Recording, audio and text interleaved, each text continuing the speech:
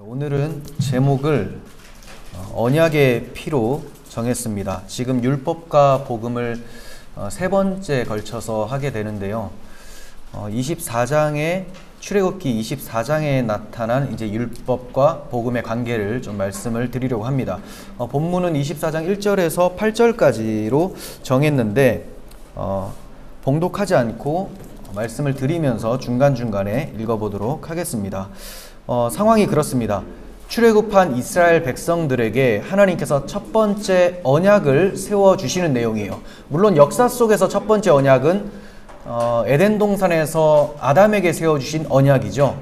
그런데 지금 여기서 첫 언약이라고 하는 것은 이스라엘 백성들, 즉 이제 민족들이 하나님의 국가로 탄생하게 되는 상황에서 하나님의 법이 주어지고 언약이 주어지기 때문에 첫 언약이라고 말씀을 하고 있는 것입니다. 본문에는 제사가 나오게 돼요. 제사. 그러니까 이 언약에 대해서 말씀하면서 제사가 나오는데, 제사는 우리가 흔히 예배의 모습이라고 말을 하죠. 이와 같이 출애굽 전에 하나님께서는 모세에게 너희가 출애굽하여 광야에서 나를 섬길 것이다, 이렇게 말씀을 하셨어요. 이 산에서. 그러니 지금 시내산에서 제사를 드린다라는 것은 하나님의 약속하신 말씀대로 예배가 진행되고 있다는 것을 이제 보게 됩니다. 바로의 노예로서 무거운 짐을 지고 비참한 삶을 살았었던 이스라엘 백성들이 이제는 소망을 찾아서 하나님 앞에 나아가 하나님의 법을 받고, 십계명이라는 이스라엘의 헌법을 받고 당당한 하나님의 국가로 만들어지는 그런 내용입니다. 이제 하나님께서는 시내산에 강림하셔서 자기 백성에게 첫 언약을 세워주시려고 하고 있어요. 여기에서 중요한 것은 하나님께서 첫 언약을 왜 세워주셨는가라는 거죠. 왜 세워주셨는가.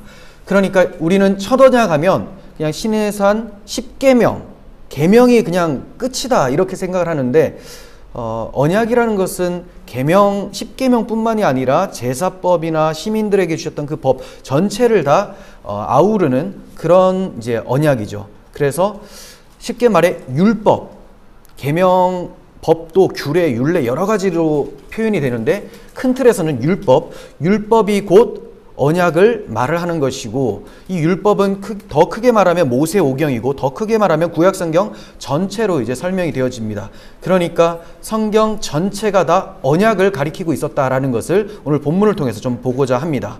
이스라엘 백성들이 율법에 대한 이해가 부족했었기 때문에 잘 이해한 사람도 있었지만, 다윗과 같이 제대로 이해한 사람들도 있었지만 그렇지 못한 사람들이 굉장히 많았습니다. 그냥 율법의 조문, 문자만 보고 이것을 행하면 복받고 행하지 않으면 처벌받는 이런 개념으로 가지고 있었기 때문에 이스라엘 백성들의 신앙생활이 올바르게 전개되지 않았어요.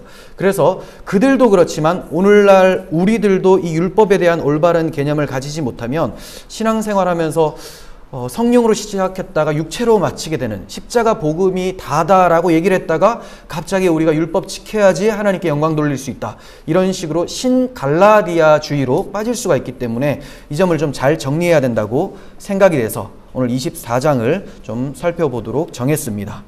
자, 제가 말씀이 좀 빠르죠. 식사 때문에 좀 천천히 하도록 하겠습니다. 출애굽기 24장 1절 2절을 보겠습니다. 잠시만요. 자, 함께 봉독합니다. 또 모세에게 이르시되 너는 아론과 나답과 아비후와 이스라엘 장로 70명과 함께 여호와께 올라와 멀리서 경배하고 너 모세만 여호와께 가까이 나오고 그들은 가까이 나오지 말며 백성은 너와 함께 올라오지 말지니라. 네, 첫 언약을 세우실 때 하나님께서 지시하신 내용이에요. 그러니까 산 밑에는 제일 밑에 백성들이 있죠. 중턱에는 아론과 나답, 아비후 장로 70명이 중턱까지 올라왔습니다. 그리고 더 나올 수 있는 사람은 모세밖에 없어요.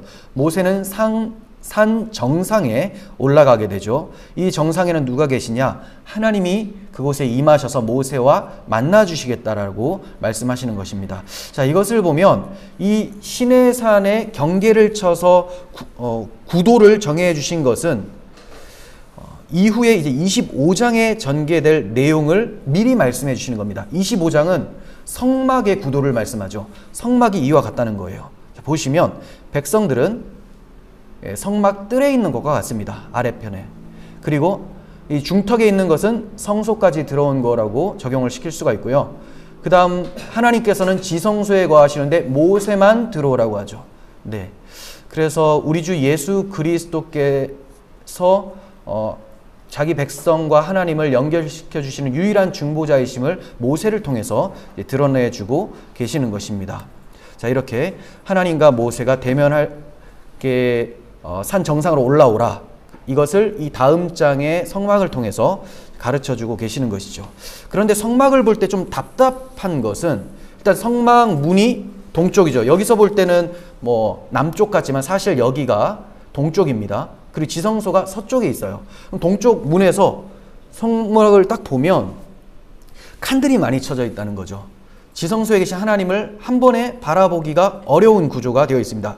제일 강하게 가로막고 있는 것은 지성소 휘장이죠. 여기 휘장입니다. 자, 이 지성소 휘장만 좀 사라지면 하나님 앞에 막 달려나가서 만날 수 있을 것 같은데 이것이 가로막고 있죠. 이것은 거룩하신 하나님께서 죄인들을 함부로 만나 주실 수가 없다라는 것을 보여주시는 거죠. 죄인들이 하나님을 만나게 되면 그 거룩함 앞에 저주받아 소멸된다라는 것을 보여주고 계십니다. 그래서 휘장을 쳐주시고 그 앞에 성소 휘장 그리고 뭐 물두멍이나 번제단 여러 과정을 통해서 하나님께서 만나 주시겠다. 자, 이 점을 시내산에서도 경계를 치라라고 하시면서 가르쳐주고 계셨던 것입니다. 자, 이스라엘 백성들 뿐만이 아니라 그 인류가 처음에 에덴 동산에서 하나님과 함께 교제를 하고 있었습니다. 아담은 하나님의 백성으로 창조되어 하나님을 섬기며 살 수 있었지만 그가 범죄하게 되자 타락하여 추방을 당하게 되죠. 그래서 창세기를 잠깐 말씀드리면 창세기 2장 3장에서 에덴 동산에서 하나님과 함께 하였던 아담이 범죄하여 추방을 당하게 됩니다. 자, 그랬더니 동쪽으로 추방당합니다. 예, 동편으로 추방당하고 동편에는 두루 도는 불칼로 하나님께서 막으셨다라고 해요. 그래서 이 동쪽이라는 것도 결국 하나님으로부터 점점 멀어진다라는 것을 표현하는 것이고 서쪽은 지성소에 계신 에덴 동산에 계신 하나님을 나타내기 위한 표현으로 구속사적인 용어가 사용되고 있습니다. 자, 이렇게 에덴 동편으로 쫓겨난 아담과 하와가 아들을 낳았는데 가인과 아벨입니다. 근데 아벨은 가인에게 의하여 죽임당하게 되고 이 가인이 또 동쪽으로 쫓겨나게 됩니다. 그래서 놋 땅이라는 곳에 거하게 되죠. 그런데 여기서 또 가인의 후손들이 점점 동편으로 옮겨가면서 이 죄악이 점점 커집니다. 하나님을 멀리 떠나갈수록 인간들의 죄악은 차고 넘치게 되어 결국은 하나님의 아들들이 즉 셋의 후손들 언약 줄기들도 사람의 딸들 언약 백성 밖에 있는 사람들과 통혼함으로써 이 그리스도께서 오실 통로가 차단될 위기에 처해지게 되었습니다.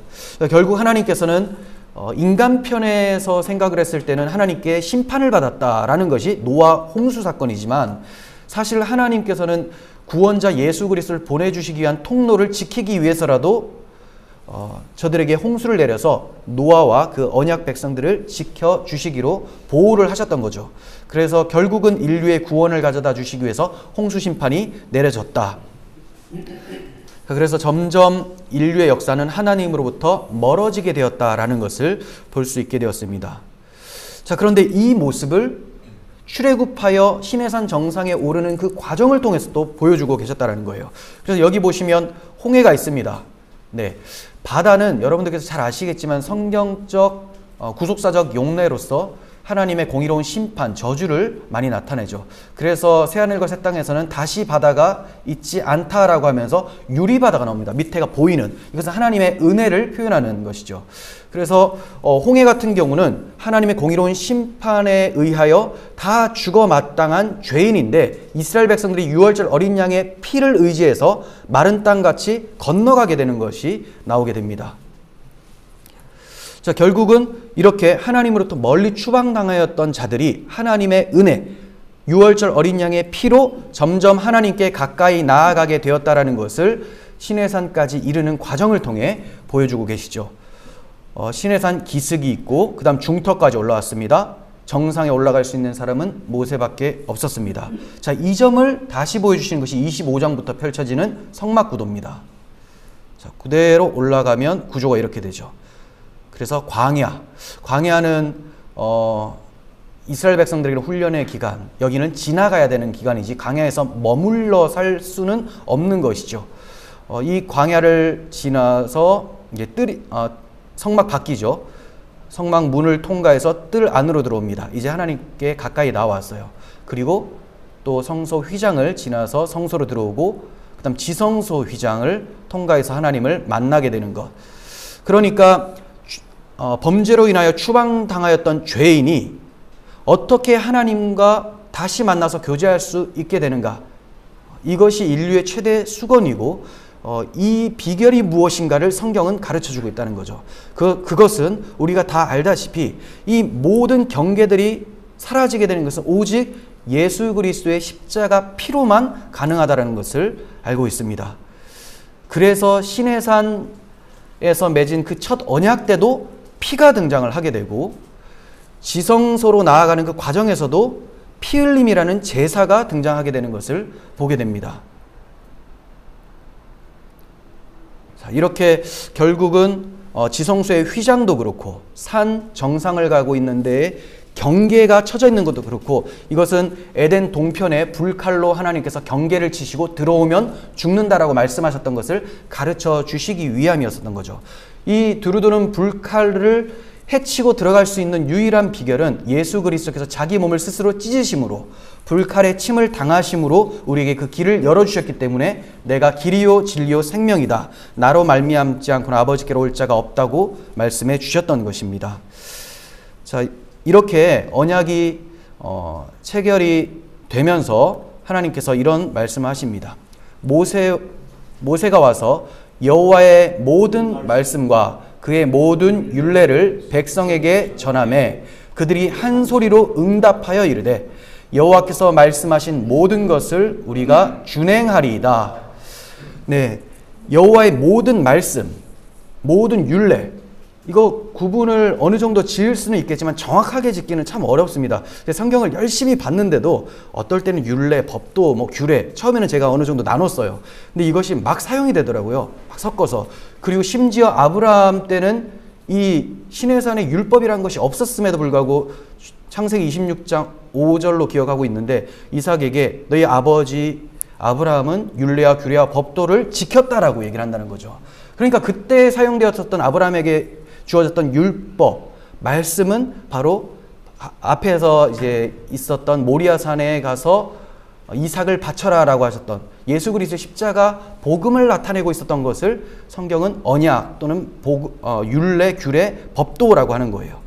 그래서 이게 시내산에 와서 율례, 법도, 규례 이렇게 표현이 될지라도 우리는 이 모든 것들이 다 예수 그리스도와 그분의 복음을 향하게 하는 도구로 주어졌다라는 것을 잊지 말아야 된다고 생각이 됩니다. 그래서 여호와께서 모든 말씀과 율례를 백성에게 전하셨는데 이것을 딱 들으면 야, 우리가 여호와 앞에 죄인이고 이 죄인인 나를 위해 여호와께서 메시아를 보내서 대속하시는 것이구나 이렇게 알면 참 좋을 텐데 그걸 이미 알 수 있도록 유월절 어린 양의 피로 구원해 주셨음을 나타내셨잖아요. 그런데 이들이 그것을 잘 깨닫지 못합니다. 그래서 그냥 율법 조문대로 우리가 다 지키겠습니다 라고 행한다는 거죠. 준행하겠습니다 이렇게 얘기를 합니다.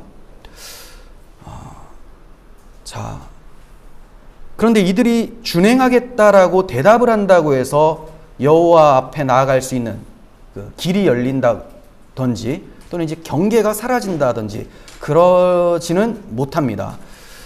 이 점을 이 이후에 4절부터 이제 나오게 되는 말씀을 통해 보게 되는데요. 4절부터는 또 다른 장면이 아니라 이 3절에 있었던 1절부터 3절의 내용을 다시 구체적으로 설명하는 거예요. 그렇게 보시지 않으면 이게 굉장히 왔다 갔다 하는 구조가 돼서 4절을 보시면 모세가 여호와의 모든 말씀을 기록하고 이른 아침에 일어나 산 아래 제단을 쌓고 이스라엘 12지파대로 12기둥을 세우고 이스라엘 자손의 청년들을 보내어 여호와께 소로 번제와 화목제를 드리게 하고 모세가 피를 가지고 반은 여러 양푼에 담고 반은 제단에 뿌리고, 반은 양푼에 담은 이유는 백성들에게 뿌리기 위해서죠. 반은 제단에 뿌리고 언약서를 가져다가 백성에게 낭독하여 듣게 하니 그들이 이르되, 이게 이제 3절의 반응이었던 거예요. 여호와의 모든 말씀을 우리가 준행하겠습니다. 모세가 그 피를 가지고 백성에게 뿌리며 이르되, 이는 여호와께서 이 모든 말씀에 대하여 너희와 세우신 언약의 피니라. 이렇게 말씀을 합니다. 자, 하나씩 보시면 처음에 모든 율법을 모세를 통하여 기록하게 하시고요. 그리고 산 아래 제단을 쌓았습니다. 그리고 세 번째로는 번제와 화목제를 드리게 했어요. 네 번째로 피를 가지고 반은 양푼에 또 반은 제단에 뿌려요. 언약서를 백성에게 낭독하니 우리가 다 준행하겠습니다. 낭독하고, 순서가 낭독하고 준행하겠습니다 라고 하니까 하나님께서 여기서 멈추시면 마치 저들의 그 준행하겠다라는 것이 하나님의 그 거룩함에 합당한 정도, 그러니까 우리가 지켜 행하겠습니다 라고 하면 너희들 진짜 거룩한 자구나 라고 인정하는 것처럼 돼버린다는 거죠. 그래서 하나님께서 너희가 준행하겠다고 했지만 너희들의 그 준행을 보고 내가 만나주는 것이 아니다라는 것을 보여주시기 위해서 피를 뿌려라고 하시는 거예요. 제단에 뿌리고, 이 제단이 제단에서만 뿌려지는 게 아니라 너희들에게도 뿌린 피가 돼서, 잘 아시다시피 성령께서 적용시켜 주셔서 효험되게 해주셔서 너희가 그리스도의 피를 힘입어서 그제서야 그리스도의 사랑으로 하나님을 사랑하며 섬기는 것, 이것이 준행하는 것이지, 그 피 없이 준행하겠다라고 하는 것은 다시 율법주의, 이것을 경계하기 위해서 피를 뿌리라고 말씀해 주셨던 것이죠.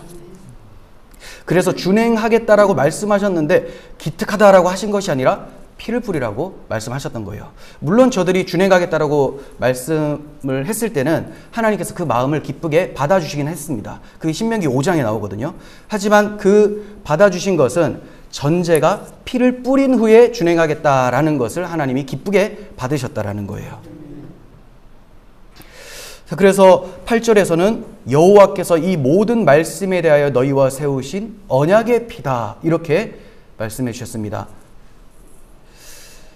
예수께서 자기 백성의 죄를 대신하여 십자가에서 피 흘려 죽으심으로 하나님의 백성 삼는 약정, 이 첫 번째 언약이 계속 이어지도록 하셨습니다. 그러니까 이스라엘 백성들도 피가 없으면 이 약속은 금방 깨어져 버리고 하나님 백성에서 이탈될 수가 있어요. 근데 하나님께서는 구약 시대는 짐승의 피로 언약을 맺어 주셨는데 이 짐승의 피로는 이스라엘 백성들의 죄를 사할 수가 없습니다.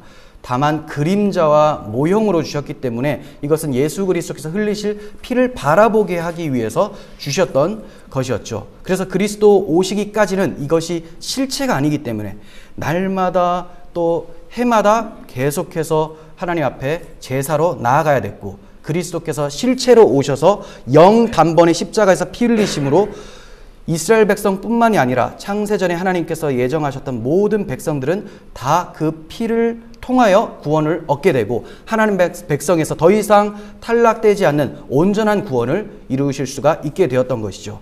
이것을 가르쳐 주시기 위해서 본문을 통해서 제물에 피가 흘려져야 된다라는 것을 보여주고 계십니다.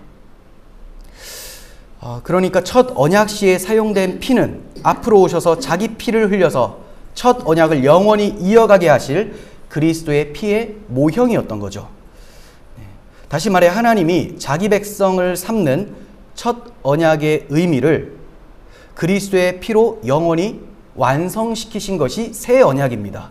이따가도 옛 언약과 새 언약에 대해서 유사성과 또 어떤 상이성, 차이점을 좀 말씀을 드릴 텐데, 새 언약과 첫 언약은 다른 것이 아니라 그림자와 실체, 이렇게 보시면 됩니다. 그리고 한시적인 것이었다가 영원한 것으로 바꿔주는 것, 이렇게 보시면 되겠습니다. 그래서 주님께서는 이 잔은 내 피로 세우는 새 언약이니 라고 말씀을 하셨죠. 너희를 위하여 붓는 것이다 라고 하셨어요. 붓는 것. 오늘 본문에서도 제단에 피가 뿌려지고 사람들에게 피가 뿌려졌던 것처럼 예수 그리스도께서 언약을 맺는 그 백성들에게 자기 피를 뿌려주신다는 것을 성찬식을 통해서 보여주셨던 것이죠.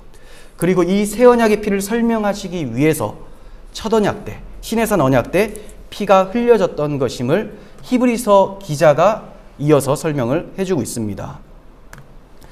히브리서 9장 18절 제가 읽겠습니다. 이러므로 첫 언약도 피 없이 세운 것이 아니니 모세가 율법대로 모든 계명을 온 백성에게 말한 후에 송아지와 염소의 피 및 물과 붉은 양털과 우슬초를 취하여 그 두루마리와 온 백성에게 뿌리매 이르되 이는 하나님이 너희에게 명하신 언약의 피라 하고 또한 이와 같이 피를 장막과 섬기는 일에 쓰는 모든 그릇에 뿌렸느니라. 그러니까 섬기는 것도 피 없이는 못 섬긴다는 거예요. 하나님께 나오는 것도 피고 우리가 하나님을 섬기며 성화의 삶을 사는 것도 피를 통해서만 하나님이 받아주시는 거지, 그렇지 않으면 나의 행위가 돼서 그것은 쓸모없는 하나님께 오히려 진노의 그 열매들이 될 수가 있다는 것입니다. 22절 율법을 따라 거의 모든 물건이 피로써 정결하게 되나니 피 흘림이 없음즉 사함이 없느니라. 이렇게 첫 언약 때 피를 말씀해 주신 이유는 예수 그리스도께서 우리를 위해 흘리셔서 하나님의 모든 의를 이루실 것을 보여주고 있었던 것입니다. 5절 하반절 봅니다. 여호와께 소로 번제와 화목제를 드리게 하고, 5절에서 번제와 화목제로 여호와께 드리게 하고 한 제사 제물과 피는 예수 그리스도께서 우리를 대신하여 번제와 화목제가 되실 것을 보여주시는 것이죠. 그러니까 하나님께서 너무나 여러 부분과 여러 모양으로 자세하게 말씀해 주고 계세요. 그냥 피만 흘리면 이게 또 어떤 의미가 있을까라고 생각할 수가 있기 때문에 하나님께서 번제를 얘기하시고 화목, 예수 그리스도의 전적인 희생을 통하여서 하나님께 나아가게 하고 우리가 드려진 바 되게 하고 또 하나님과 원수된 그 죄의 문제를 사라지게 하심으로써 화목하게 만드는 제물이 바로 예수 그리스도시다라는 것을 보여주셨던 것이죠. 그러므로 구약 성도들도 다 대속 제물의 실체로 오실 예수 그리스도의 피를 믿어서 구원을 받는 것입니다. 물론 그분들이 예수 그리스도라는 이름을 알지는 못했고 또 하나님의 아들이 인간으로 오신다라는 것을 생각하기는 너무나 어려웠습니다. 그래서 그렇게 정확하게 알지는 못했지만 예수님께서 요한복음 8장에서 말씀하셨던 것처럼 아브라함이 나의 때 볼 것을 기뻐하다가 보고 즐거워하였다, 이렇게 말씀을 해주신 것처럼 구약의 성도들도 하나님의 언약과 또 율법, 이 율법도 언약을 담고 있죠. 이런 여러 부분과 여러 모양을 통하여서 오실 메시아에 대해서 희미하게나마 바라보며 하나님께서 나의 대속자를 보내실 것이다, 그 믿는 믿음으로 구원을 받았던 것이지 어떤 율법의 조문을 잘 지키면 구원받을 수 있었을 것인데 이걸 못 지켜서 구원에 이르지 못했다. 그런데 예수님이 이것을 대신 지켜서 넘겨주려고 왔다. 이게 이제 요즘에 이슈가 되고 있는 능동순종의 의죠. 이렇게 가버리면 굉장히 성경이 많이 왜곡됩니다. 물론 그분들이 왜곡시키려고 하신 것은 아니라고 제가 알고 있고 그들이 뭐 악의가 없다고 생각이 되지만 원치 않든 뭐 원하든 결론적으로는 우리가 다시 율법주의로 돌아가게 되는 신갈라디아주의로 가게 되는, 그렇게 돼버리면 설교를 할 때도 우리가 처음 예수 믿을 때는 십자가, 구원받을 때는 십자가가 필요하다. 하지만 구원받은 이후에는 율법 지킴이 필요하다. 이런 식으로 이제 나오게 되고 점점 복음의 강단에서 복음이 사라지게 되고 성화를 얘기하면서 십계명 조문들이 들어오게 돼서 성도들의 그 어깨에 무거운 짐을 지게 된다. 이런 문제점을 안고 사실 이 율법과 복음의 관계를 시리즈로 말씀을 드리고 있는 것입니다. 구약 시대에 짐승의 제사가 드려졌어요. 이 짐승의 제사는 모형일 뿐 실제적 대속은 불가했습니다. 자, 그렇다면 양과 소 같은 제물로는 인간의 죄를 대속할 수 없는 것인가? 이걸로는 없죠. 모형으로는 실제적인 대속이 불가합니다. 실체로만 대속이 가능해져요. 히브리서 기자는 구약 제사와 제물이 모형일 뿐 실체는 그리스도라고 말씀을 했습니다. 히브리서 10장 1절인데요. 율법은 장차올 좋은 일의 그림자일 뿐이다. 좋은 일은 그리스도께서 성육신하셔서 우리를 위해 대속하신 그 복음이죠. 그림자일 뿐이다. 그러니 율법을 보시면 다만 율법 조문으로 우리가 저거 다 못 지켜서 하나님께 심판받는다 이게 아니라 율법 안에 복음이 담겨 있다는 것을 보는 것, 이것이 율법 조문에 매이는 것이 아니라 영으로 해석을 하는 것이죠. 성령께서 원하시는 해석입니다. 자, 참 형상이 아니므로 해마다 늘 드리는 같은 제사로는 나오는 자들을 언제나 온전하게 할 수 없느니라. 그렇지 아니하면 섬기는 자들이 단번에 정결하게 되어 다시 죄를 깨닫는 일이 없으리니 어찌 제사 드리는 일을 그치지 아니하였으리요. 그러나 이 제사들에는 해마다 죄를 짓게 하는 것이 있나니 이는 황소와 염소의 피가 능히 죄를 없이 하지 못함이라. 네, 해마다 또 속죄 제사를 드려야 된다는 거죠. 왜냐하면 이것이 실제적으로 죄를 용서한 것이 아니기 때문에 그냥 하나님께서 일단은 덮어둘게 보류, 간과하셨던 것이죠. 그러므로 주께서 세상에 임하실 때 이르시되 하나님이 제사와 예물을 원하지 아니하시고 오직 나를 위하여 한 몸을 예비하셨도다 하시면서 그리스도께서 성육신하여 대속 제물이 되실 것을 말씀해 주셨습니다. 자, 6절 번제와 속죄제는 기뻐하지 아니하시나니 이에 내가 말하기를 하나님이여 보시옵소서 두루마리 책에 나를 가리켜 기록된 것 같이 하나님의 뜻을 행하러 왔나이다. 번제와 속죄제가 잘못이 아니라 이것을 보고 그리스도를 바라보지 못하는 것이 잘못인 거죠. 그리고 이것으로 하나님이 구원하시려고 하신 것이 아니라 이 번제와 속죄제를 통해서 두루마리채 모든 구약 성경이죠. 예수 그리스도를 바라보게 나를 가리켜 기록된 것 같이 하나님의 뜻을 행하려 왔나이다. 그러니까 십계명 조문을 잘 지키던지 또는 제사법을 하나하나 차곡차곡 잘 지켜서 하나님의 뜻을 행하는 것이 아니라 그것을 구약시대에는 율법 조문대로 행하긴 했어야 돼요. 하지만 그 의미를 모르고 행하는 것은 우상에게 바치는 제물과 같다라는 이사야의 말씀이 적용이 되어버리는 것이죠. 자, 8절 말씀하시기를 주께서는 제사와 예물과 번제와 속죄제는 원하지 아니하고 기뻐하지도 아니하신다 하셨고 이는 다 율법을 따라 드리는 것이라. 네, 그림자였다라는 거죠.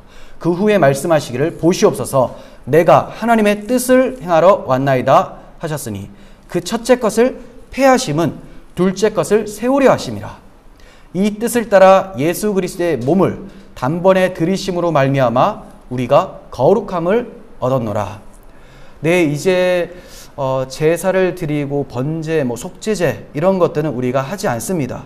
왜냐하면 둘째 것, 예수 그리스도께서 친히 번제와 속죄 제물이 되셔서 영 단번에 이루셨기 때문에 우리는 그 복음을 믿으면 더 이상 정죄함을 받지 않고 하나님과 교제할 수 있게 된 것이죠. 그래서 거룩함을 얻었다. 그리스도의 몸을 들이심으로 거룩함을 얻었다라고 말씀을 했습니다. 우리가 고백하고 있는 하이델베르크 요리문답 제5주의를 좀 보겠습니다. 14문 어떠한 피조물이라도 단지 피조물로서 우리를 대신하여 하나님의 의를 만족시킬 자가 있습니까? 답, 하나도 없습니다. 첫째, 하나님께서는 인간의 죄책 때문에 다른 피조물을 형벌하기를 원치 않으십니다. 이게 중요합니다. 이따가 또 더 설명을 하겠습니다. 인간의 죄책 때문에 다른 피조물, 인간과 다른 피조물은 다르죠. 그러므로 하나님께서 그들을 형벌치 않기를 원하신다. 둘째, 어떤 피조물이라도 단지 피조물로서는 죄에 대한 하나님의 영원한 진노의 짐을 감당할 수가 없고 다른 피조물을 거기에서 구원할 수도 없습니다. 자기도 형벌을 당해서 그 죄값을 다 갚을 수가 없어요. 왜냐하면 피조물은 한시적이고 하나님의 진노는 영원하기 때문에 그 끝이 없습니다. 지옥에 가서 그걸 감당할지라도, 물론 이제 이 피조물은 지옥에 안 가죠. 짐승이니까. 근데 인간이 자기가 내 죄를 대속하겠다 해서 지옥의 형벌을 받아도 갚고 나올 수가 없어요. 끝이 없기 때문에. 그래서 그 짐을 감당할 수도 없고 다른 피조물을 구원할 수도 없습니다. 자, 이렇게 얘기를 합니다. 15문. 그렇다면 우리는 어떤 중보자와 구원자를 찾아야 됩니까? 참 인간이고 의로운 분이시나 동시에 참 하나님이고 모든 피조물보다 능력이 뛰어나신 분, 바로 예수 그리스도를 찾아야 된다는 것을 고백을 합니다. 하나님께서는 죄가가 범해진 그 본성에서 죄가 속량되기를 정하셨습니다. 인간이 지은 죄값은 인간이 지불하도록 정하신 거예요. 그런데 인간이 자기 힘으로 지불을 할 수가 없기 때문에 하나님께서 인간 본성을 입으시고 인간이 범한 죄값, 즉 죽음을 감당하심으로 우리의 모든 죄값을 갚아서 하나님의 공의로운 법을 세우길 원하셨던 것이죠. 이것을 가르쳐 주시기 위해서 구약 이스라엘에게 주셨던 규례가 원상 회복의 법이에요. 그게 이제 여러분 잘 아시는 그 사람을 친 자는 쳐 죽이고 또 뭡니까 그 사람을 예 그렇죠. 그거 전에 한번 이거예요. 짐승을 죽이면 짐승으로 갚을 지고 네 그리고 눈에는 눈 이에는 이. 자, 우리는 이거를 동해보복법으로 많이 들었습니다. 일단 문자대로 보면 동해보복이 맞아요. 똑같은 것으로 해를 입혀서 갚는다. 동해보복법. 그런데 하나님께서 동해보복법을 하라고 주신 게 아니라 원상의 회복의 법을 가르쳐 주시기 위해서, 그러니까 범죄한 자는 그 범죄한 그 본성으로 갚으신다라는 것을 가르쳐 주시기 위해서 이 눈에는 눈, 이에는 이라는 것을 가르쳐 주셨다는 거죠. 근데 지금 이스라엘 백성들은 요대로 하면 그러면 우리가 이 하나님의 의를 이루는 거 하면서 잘못하면 때려 죽이고 그대로 갔었던 거죠. 근데 그거는 우리가 범죄했을 때 하나님께서 짐승으로 대속하는 것을 원치 아니하시고 하나님 자신이 사람이 되셔서 오셔서 우리의 모든 죄를 갚아주셔서 하나님의 공의의 법을 세우실 것이다. 이것을 가르쳐 주시기 위한 이러한 규례를 주셨던 것이죠. 하나님이 사람의 원상을 회복시켜 주시기 위해서 죄가가 범해진 우리의 본성, 곧 육신을 입으셔야 했습니다. 따라서 성육신으로 원상 회복의 법을 이루시는 거죠. 하나님의 성육신을 인정하지 않으면 십자가도 인정치 않게 되고 부활도 인정치 않게 되죠. 그러니까 지금 자유주의 신학에서 부활을 부정하는 것이 그냥 단순한 이야기가 아닌 것이 예수님이 기절했던 것이다. 그 사람인데 어떻게 살 수가 있느냐?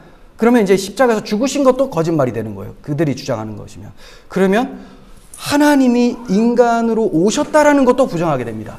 그러면 여기에는 대속이라는 것이 없어져 버립니다. 그럼 뭐가 남느냐? 그냥 사회 정의 실현으로 우리가 착하게 살면 하나님의 법을 이루는 것이다라고 하면서 이제 사회 정의의 법, 해방신학, 민중신학으로 들어가게 되는 것이죠. 그래서 우리가 이 동해보복법을 알고 있었던 이 규례가 원상회복의 법, 성육신을 바라보게 하시는 하나님의 뜻이었다는 것을 이제 율법을 통해 볼 수 있어야 되겠습니다.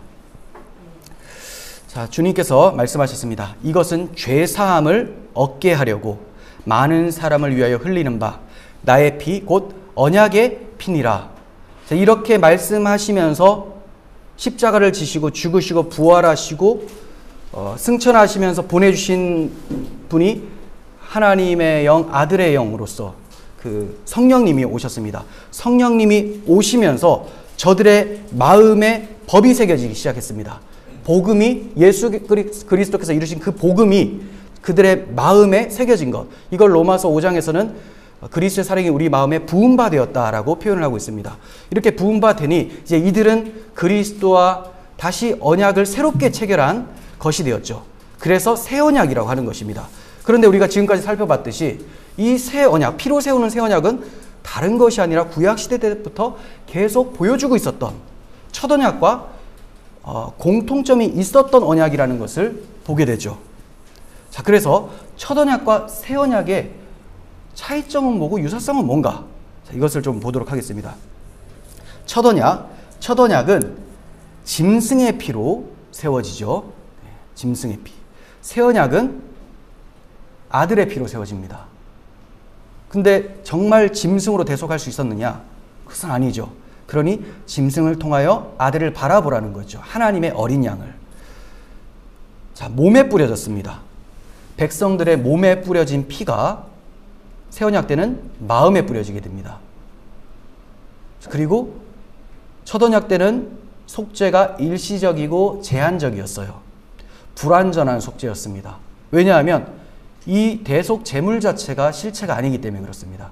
새 언약 때는 단번에 영원히 이루어졌습니다. 완전한 속죄가 이루어졌던 것이죠. 그러니 첫 언약을 통해서, 즉 구약 성경 또는 우리가 출애굽기의 시내산 율법을 강해를 할 때 복음으로 연결하지 못하면 우리는 또다시 갈라디아주의처럼 이렇게 위험한 해석을 할 수가 있게 되는 것이죠.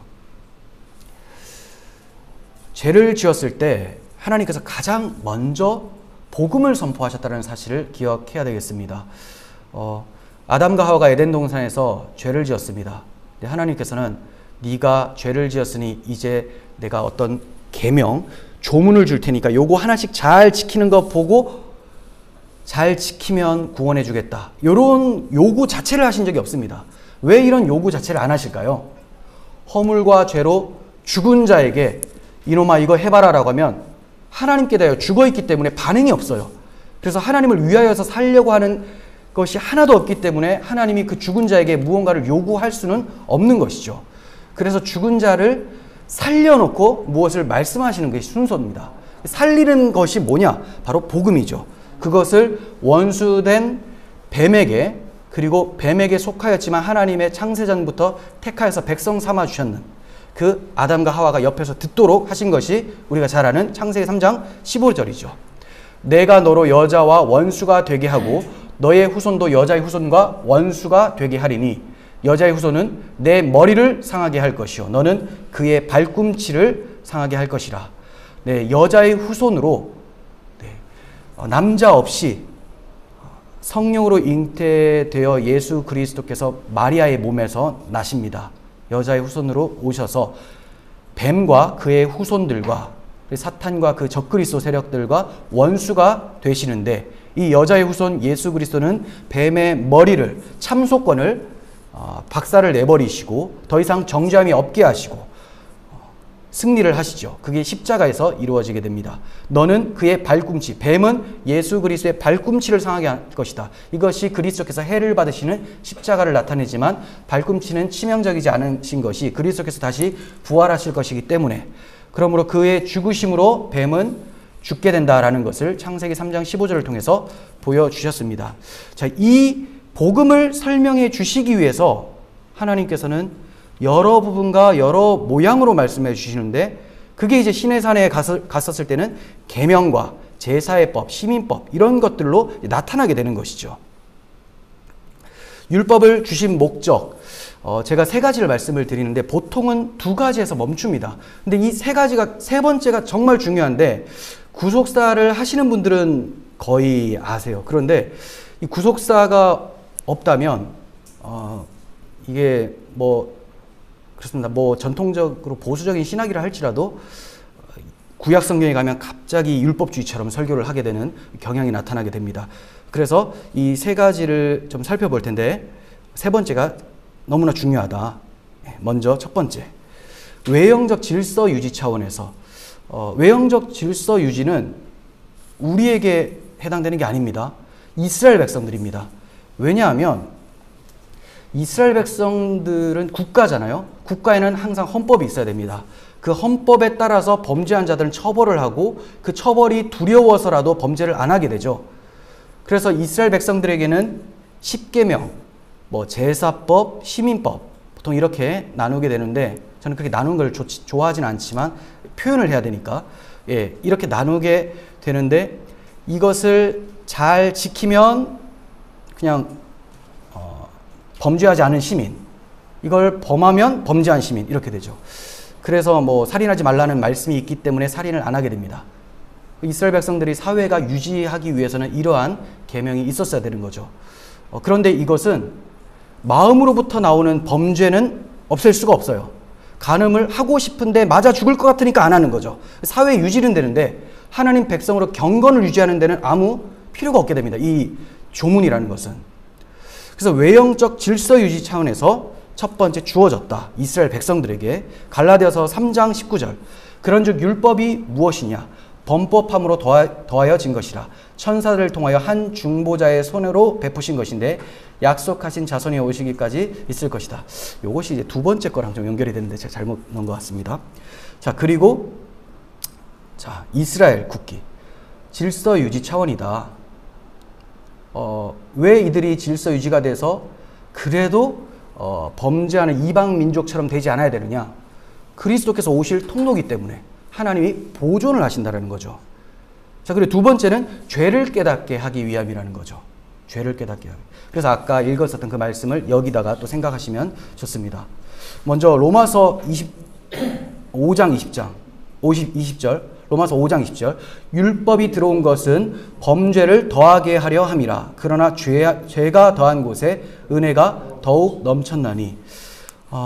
하나님의 율법을 통해서 우리가 얼마나 큰 죄인인지를 보게 됩니다.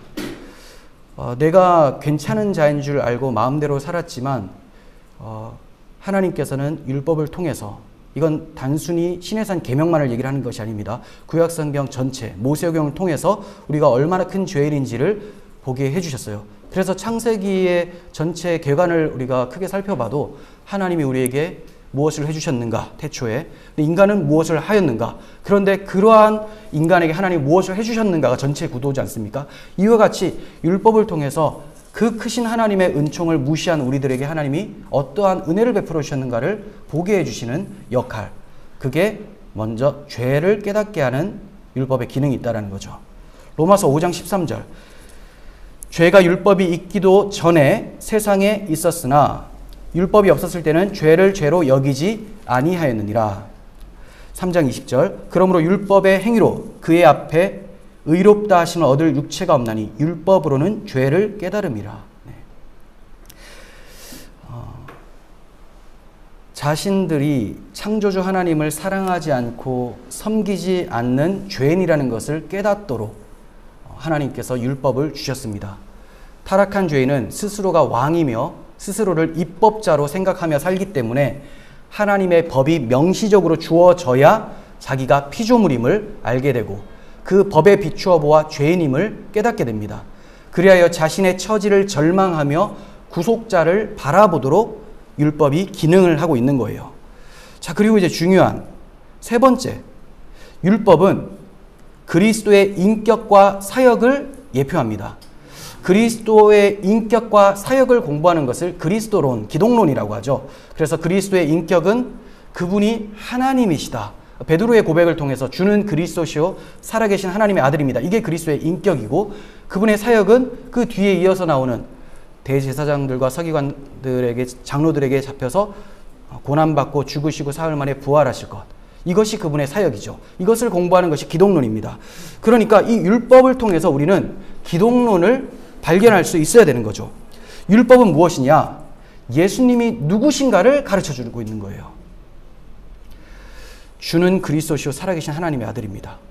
이것은 단순히 제사 드리는 제도, 이것만 예수님을 가르쳐주는 게 아닙니다. 그 제사 제도는 이제 앞으로 나올 걸 얘기하는 거예요. 앞으로. 예수님의 사역을 얘기하는 것이고, 여기서 율법은 제가 십계명을 말씀을 드리는 겁니다. 보통 십계명하고 예수님하고 좀 연결을 잘 못 시킵니다. 근데 십계명을 보실 때 십계명은 하나님의 말씀이고, 그 하나님의 말씀이라는 것은 하나님의 뜻이 담겨져 있습니다. 하나님의 의가 무엇인지를 나타내는 것이 십계명이죠. 그 십계명을 요약을 하면 무엇인지를 예수님이 가르쳐 주셨는데, 하나님을 사랑하고 이웃을 사랑하라라고 가르쳐 주셨어요. 그러니까 십계명의 본질은 사랑하라. 하나님을 사랑하여 섬기고 그분의 형상대로 지음받은 사람들을 사랑하라였어요. 자, 그러면 예수님은 어떤 분이냐? 하나님을 사랑하고 이웃을 사랑하는 하나님의 의 자체이신 분이 오셨다라는 거죠. 그러니까 십계명을 통해서 하나님께서는 내가 어떠한 자인지를 드러내신 것이고, 그 하나님이, 보이지 않는 하나님이 어떤 분인지를 보여주시기 위해서 성육신하신 분이 예수님이라는 거예요. 그러니까 십계명은 예수 그리스도가 누구신지를 배우라고 보여주신 것인데 지금 이스라엘 백성들은 요 조문 하나씩 지키면서 요거 지키면 하나님이 기뻐하시나? 아, 요거 못 지켰으니까 내가 죄인이구나. 그게 아닙니다. 그냥 이거는 지켜라라고 요구를 자체를 하신 적이 없어요. 그냥 이 율법이 탁 떨어지면 죄인이라는 것을 알라고 주신 것이지 요거 하나 지켜서 하나님 앞에 나아가봐라. 이걸 못하면 예수님이 대신 지켜서 해줄 거다. 이렇게 주신 내용이 아닙니다. 이 율법이라는 것은 그 두 대상에게 요구하는 바가 다릅니다. 먼저는 그 죄 없는 상태, 아담밖에 없죠. 아담이 죄를 짓지 않았을 때 요구하는 것은 그것은 이제 선악계명이죠. 선악을 알게 하는 나무 열매를 먹지 마라. 하나님이 요구하시는 바는 네가 죄를 범하지 않은 온전한 상태니 내 사랑을 알고 나를 사랑하며 섬기라. 내 말에 복종하고 순종하며 나의 다스림을 온천하에 네가 대행하라. 이것이 하나님의 섬김이었습니다. 그러니 죄 없는 자에게는 하나님을 사랑하며 영원토록 섬기며 살라. 이게 율법이 요구하는 바입니다. 근데 아담이 타락한 이후에 모든 인간은 원죄 가운데 태어납니다. 죄와 허물로 죽은 자에게 네가 요거 나를 사랑해봐라. 요구 자체를 안 해요. 이미 죄와 허물로 죽은 자들은 태어날 때부터 자기를 위해서 삽니다.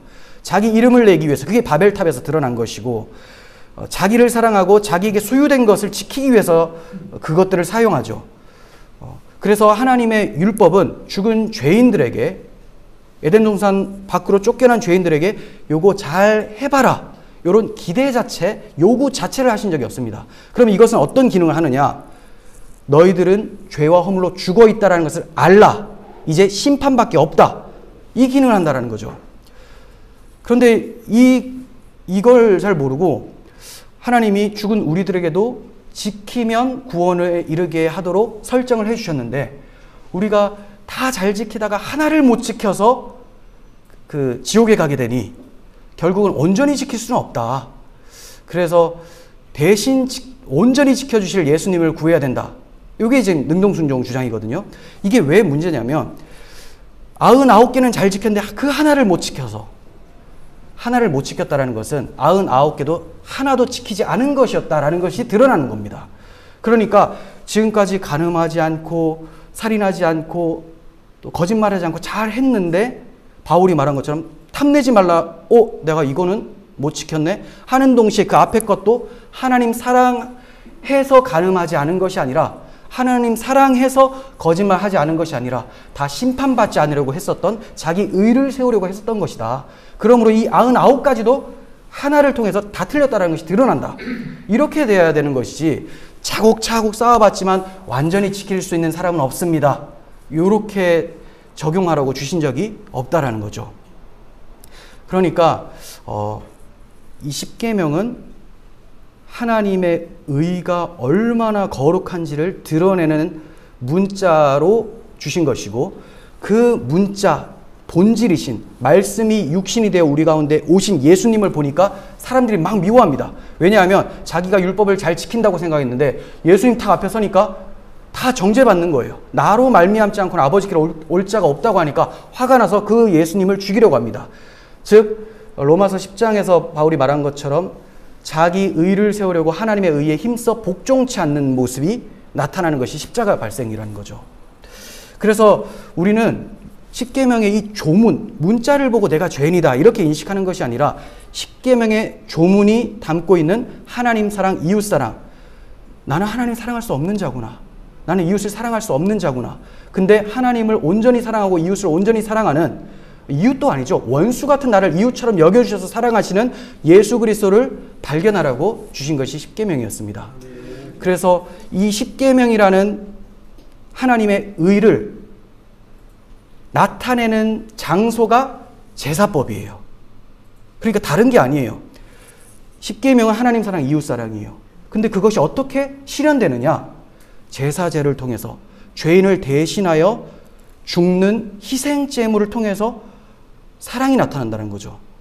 그래서 예수님이 하나님의 십계명 자체로 오신 분이신데 자기가 하나님의 십계명 자체, 거룩 자체이신 것을 어떻게 드러냈냐면 요한복음 15장 13절에서 사람이 친구를 위하여 목숨을 버리는 것보다 더 큰 사랑은 없다라고 말씀하시면서 자기가 친구도 아닌 우리를 친구로 여겨주시고 원수 같은 나를 위해 죽으십니다. 그래서 그 예수님이 십계명 본질 자체이셨다는 것을 십자가에서 드러내셨습니다. 그러니 십계명이나 제사법이나 다 그리스도와 그분의 인격과 그분의 사역을 함께 나타내고 있었다. 그러면 우리는 모든 성경에서 다 그리스도의 복음을 설교할 수가 있게 되는데 이 십계명과 그리스도를 따로 분리해 버린다면 이제 구약 성경 설교할 때는 십계명 잘 지켜야 됩니다. 그래야지 여러분 기뻐하십니다. 십계명은 어디에 있냐면 우리 마음에 새겨졌어요. 그래서 생명의 성령의 법이라고 하죠. 마음에 새겨졌습니다. 사랑의 법이라고도 표현이 됩니다. 그리고 고린도후서 5장 14절에서는 그리스도의 사랑이 우리를 강권하신도다. 그러니 그 법이 예수님이 우리 안에 사시니까 법 자체가 그러니 그분의 성품을 따라서 그분의 사랑을 따라서 살게 되는 것. 그래서 교회의 표지는 본질적 표지는 너희가 사랑함으로써 내 제자인 줄 알리라 이거예요. 원래 말씀과 성찬이라고 합니다. 그것도 맞죠. 근데 그것은 성경에서 명시적으로 나오진 않았지만 그 말씀과 성찬이 무엇을 얘기를 하고 있느냐? 복음, 사랑을 나타내고 있죠. 그래서 복음에 입각한 사랑이 나타날 때 너희가 교회인 줄을 알게 된다라고 우리는 적용을 할 수 있어야 될 것입니다. 자, 이 점을 제가 좀 갑자기 급발진해서 뒤에 것까지 다 설명을 해서 쭉 보시면 되겠습니다. 제사는 왜 오셨는가? 네. 이때로부터 예수 그리스도께서 자기가 예루살렘에 올라가 장로들과 대제사장들과 서기관들에게 많은 고난받고 죽임당하고 3일에 살아나야 될 것을 나타내신 것이다. 그래서 계명과 제사 모든 율법은 다 그리스도의 인격과 사역을 예표하고 있는 것이다. 저들이 준행하겠다고 했습니다. 하나님은 이것을 기대하지 않으세요. 우리가 거룩하게 살기를 원하시지만 그것을 보고 정상 참작해서 구원해 주시는 거 아니죠. 이들이 준행하겠습니다라고 했는데 바로 이어서 이스라엘아 이는 너희를 애굽 땅에서 인도하여 낸 너희의 신이다 하면서 금송아지를 섬겨버립니다. 그리고 또 출발을 하고 나서 시내산에서 출발하니 우리가 한 지휘관을 세우고 애굽으로 돌아가자. 이게 우리가 하겠다라고 다짐했었던 결과가 되죠. 그러니 이스라엘 백성들이 자기들에게 뿌려진 피의 의미를 망각하는 순간 송아지 섬기게 되고 애굽으로 돌아가자 이 소리가 나오게 되고 그 피의 의미 나에게 뿌려진 피가 우리를 출애굽하게 한 어린 양의 피구나. 그 어린 양의 피가 바로 우리 장자를 대속한 피구나. 그러면 이 장자는 우리 이스라엘 전체를 대표하는 것인데 우리 전체를 대표하기 위해서 하나님이 자기 백성을 위해 스스로 인간이 되어서 오셔서 구원하시는구나. 정확하게는 몰라도 그리스도를 바라볼 때 저들은 성화도 이룰 수가 있게 되는 거죠. 그렇지 않으면 우리의 모든 예배는 우상숭배가 되어버리고 맙니다. 바울의 전과 후를 한번 생각해 보면 바울은 이전에 복음을 몰랐을 때 율법에 대하여 흠이 없는 자라고 얘기를 했어요. 물론 이것이 율법을 제대로 알지 못하고 여전히 바울을 공격하는 사람들에 대해서 본인이 얘기를 하는 것이기도 하지만 본인도 율법으로 의로워지려고 많이 노력을 했었던 사람이었죠. 흠이 없는 자다. 자, 이 모습이 바로 로마서 10장 2절의 모습이죠. 내가 증언하노니 그들이 하나님께 열심히 있으나 올바른 지식을 따름은 아니다. 하나님의 의를 모르고 자기 의를 세우려고 힘써 하나님의 의에 복종하지 아니하였느니라. 그러니 자기 의라는 것은 율법 조문대로 잘 행해서 하나님께 의를 인정받으려고 하는 것. 하나님의 의는 율법 외에 하나님의 한 의가 나타났으니 율법과 선지자들에게 증거를 받은 것이다 하면서 그리스도를 얘기를 하죠. 그러니까 내가 율법 잘 지켰다고 내세우기 위해서 그리스도를 부정했다라는 겁니다. 그리스도는 모든 믿는 자에게 의를 위하여 율법의 마침이 되었다. 이제 그리스도를 믿는 자, 그 법이 마음에 새겨진 자들은 이미 하나님이 율법을 다 행한 자로 보신다라는 거죠. 첫 언약도 피로 세워졌습니다. 새 언약도 피로 세워졌습니다. 구약 성도들도 그리스도의 피를 의지하지 않으면 아무도 하나님 앞에 설 수 없음을 나타내 보여주신 거예요. 하물며 신약의 성도들이 그리스도의 피를 의지하지 않고 예배하고 그리스도의 사랑을 간과한 채 율법을 지켰다고 말한다면 이게 얼마나 답답한 노릇입니까? 우리의 중보자는 하나님의 자녀 되는 데까지만이 아니라 자녀답게 살게 하는 데까지도 역사를 하십니다. 우리가 이렇게 그리스도를 빼버리고 하나님을 섬기겠다고 하면 다시 율법주의로 돌아가는 것이고, 모세의 수건이 마땅히 벗겨졌어야 되는데 그 수건이 마음에 덮여있는 상태라는 것이죠. 넘어가겠습니다. 이거는 지금 시간이 별로 없고, 그리고 노트북이 배터리가 다 된 지 어두워지고 있어요. 불안해지고 있습니다. 네, 이거 여러분 잘 아시는 말씀이니까. 율법 조문에 매이지 않는 자유함으로 사는 사람들이 기독교인들입니다. 그러면 사람들이 물어요. 아니, 그럼 율법 조문이 없으면 방종하게 되지 않냐? 방종. 절대로 그렇지가 않습니다. 이분들이 왜 염려하냐면, 이 조문이라는 어떤 명시적인 게 있으면 죄를 안 짓는다. 이게 아까 처음에 율법의 기능, 질서 유지 차원에서. 근데 그거는 무엇을 이루지 못한다고 했습니까? 마음에서 죄를 지으려는 욕망을 없앨 수가 없다고 했죠. 그러니 외식하는 성도들을 만드는 것이 십계명 조문 보고 요거 행했다 안 했다, 요번에 못했는데, 이렇게 만든다는 거죠. 겉으로는 죄를 안 지을 수 있어요. 하지만 마음에 우러나는 그 죄악들은 어떻게 없애느냐? 피로 덮어야 되죠. 피. 그래서 우리는 저들이 볼 때 제가 십계명 조문대로 살 것이 아니라 복음대로 살면 십계명이 가리키고 있는 하나님 사랑, 이웃 사랑, 그리고 그 안에 내역들, 그거 다 우리 삶에 나타납니다. 저는 이렇게 표현을 해요. 그럼 우리는 법이 없는 것처럼 보이지만 왜 법이 없습니까? 법이 있지. 저들은 법이 밖에 있어요. 우리는 법이 안에 새겨졌습니다. 그러니 온 마음과 뜻을 다하여 내 하나님 여호와를 사랑하라가 될 수가 있게 되는 거죠. 그래서 복음을 설교하지 않으면 절대로 성화를 이룰 수가 없고, 그 외식적인 사람들만 만들어내게 되는 것입니다. 우리는 새 계명이 있는 사람들이죠. 생명의 성령의 법이 있는 사람, 사랑의 법이 있는 사람입니다. 언약의 피, 바로 그리스도의 보배로운 피가 우리를 출생시키셨고 우리를 살아가게 만들 것이고, 주님 재림의 날 그 새하늘과 새 땅에서 어린 양께서 구원하심을 찬양하게 되는, 그러니까 우리의 처음과 끝과 중간 모두가 다 그리스도의 대속의 복음만으로 이루어진다라는 것을 말씀을 드립니다. 이렇게 새 언약의 일꾼답게 하나님 사랑, 이웃 사랑을 하며 살아가시기를 바랍니다. 기도하겠습니다. 거룩하신 주님, 우리에게 주신 거룩하신 율법, 바로 하나님의 아들의 의가 무엇인지를 보여주시며 그 하나님의 아들의 의가 어떻게 우리에게 나타났는지를 설명하시기 위하여 제사 제도를 주셨습니다. 하나님, 우리가 구약 성경을 볼 때 조문에 매여 얽매이는 자가 되어 외식하는 자, 율법의 종으로 살지 않게 하시고, 율법보다 더 크고 율법이 가리키고 있는 실체로 오신 그리스도 안에 있으며 그리스도와 함께 살며 새 언약의 일꾼으로 살게 하여 주시옵소서. 모든 우리들의 강단에서 복음이 선포되어짐으로 복음의 능력이 모든 성도들 가운데 나타나게 하여 주시옵소서. 그래야 우리 모든 한국교회들이 복음의 능력으로 세워지고, 또 이 어지럽고 혼탁한 세상 가운데 악한 문화와 불법적인 법률들이 난무하는 가운데 주께서 잘 지켜주시고 하나님만 예배하는 나라가 되게 하여 주시옵소서. 우리 구주 예수 그리스도의 이름으로 기도합니다. 아멘.